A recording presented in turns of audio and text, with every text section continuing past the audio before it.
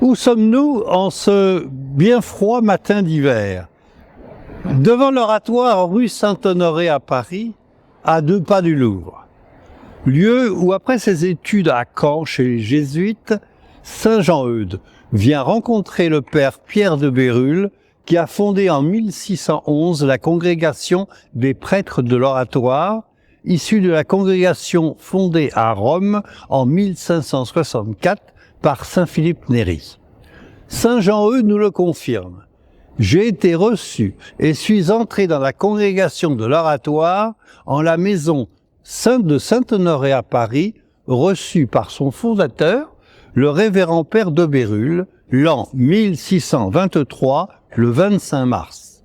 Bénissons Jésus, le Fils de Marie, et Marie, la mère de Jésus, louons-les et glorifions-les pour les siècles des siècles. C'est aussi dans cette église que le jour de Noël 1623, saint Jean-Eudes, ordonné 3 jours plus tôt à Notre-Dame, célèbre sa première messe. Précisons que cette église alors vient d'être construite et en cette année 1623, Louis XIII en fera la chapelle privée du palais du Louvre. Rappelons enfin qu'en 1811, Napoléon la mettra à la disposition des protestants et que c'est toujours aujourd'hui un temple protestant. Et maintenant, écoutons ce que saint Jean-Eudes, inspiré par le christocentrisme du cardinal de Bérulle, nous dit de la mission du prêtre.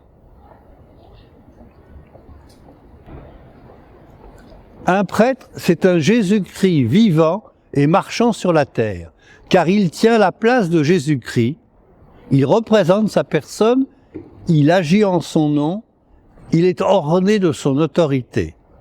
Je vous envoie comme mon Père m'a envoyé, dit le Seigneur, au chapitre 20 de Saint Jean. C'est-à-dire, je vous envoie pour dissiper les ténèbres de l'enfer qui couvrent la face de la terre, pour éclairer le monde de la lumière du ciel. Pour travailler à la destruction de la tyrannie du péché et à l'établissement du règne de Dieu. Je vous envoie pour continuer sur terre la vie que j'y ai menée et les œuvres que j'y ai pratiquées. Je vous envoie pour continuer l'office que j'y ai exercé de médiateur entre Dieu et les hommes, de juge et de sauveur. Ce sont 3 qualités principales, entre plusieurs autres, que Jésus communique aux prêtres et spécialement aux pasteurs. Car, premièrement, ils sont médiateurs entre Dieu et les hommes pour leur annoncer ses divines volontés, pour appeler, attirer et réconcilier les hommes avec Dieu, pour lui rendre tous les hommages, adorations, et pour traiter entre Dieu et les hommes les affaires les plus grandes et les plus importantes du ciel et de la terre, qui regardent sa gloire, le salut du monde et l'accomplissement des souffrances de son Fils par leur application aux âmes. Ils sont juges du monde avec le Fils de Dieu, juges non pas des choses terrestres et temporelles, mais en des choses célestes et éternelles. Ils sont sauveurs du monde avec Jésus-Christ. Car le Fils de Dieu les associe avec lui en cette qualité. Il veut qu'ils coopèrent au salut des âmes. C'est pourquoi ils sont appelés dans la parole sacrée coopérateurs de Dieu, comme saint Paul nous le rappelle dans la lettre aux Corinthiens.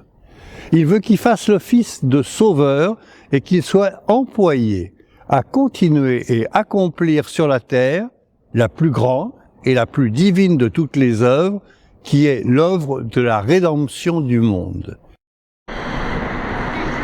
Et en effet, c'est à l'accomplissement de cette grande œuvre que sont employées toutes les fonctions sacerdotales et pastorales. C'est ainsi qu'un prêtre est un Jésus-Christ vivant et marchant sur la terre.